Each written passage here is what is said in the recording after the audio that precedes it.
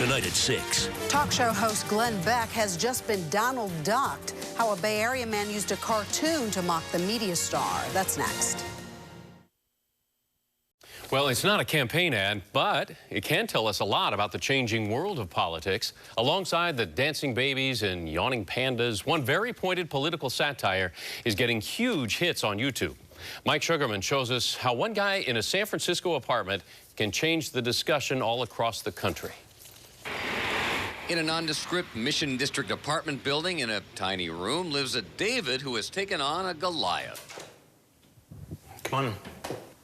This is the center of the vast conspiracy against Glenn Beck. Jonathan McIntosh didn't use a slingshot, instead a computer.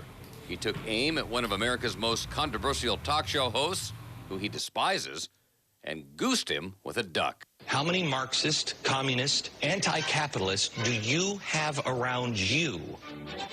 He worked 3 months, sometimes 10 hours a day, on a video mashup of Glenn Beck mixed with Donald Duck.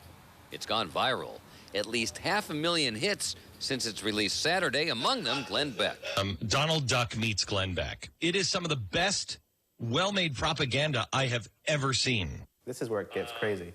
If I'm not mistaken, some of these remix videos, I believe, get federal funding. We're looking into the funding of this gentleman. Are you federally funded? No, I have no funding at all. This is just me and my computer in my living room. In fact, I just lost my job and last month, which gave me some free time, and that's really the reason that I was able to put this together.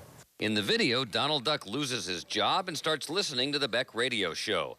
The Depression-era cartoon and Beck's musings seem to pair well.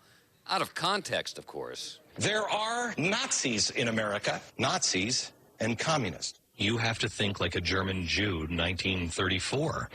That Walt Disney was very conservative isn't lost on McIntosh either.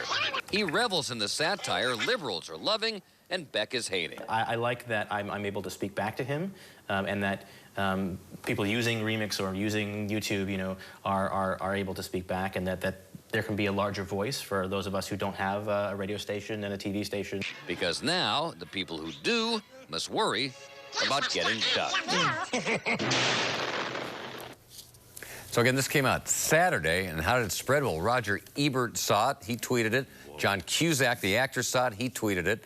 And what it really goes to show is just how in this media environment, one person can throw open a can of worms to the entire political world.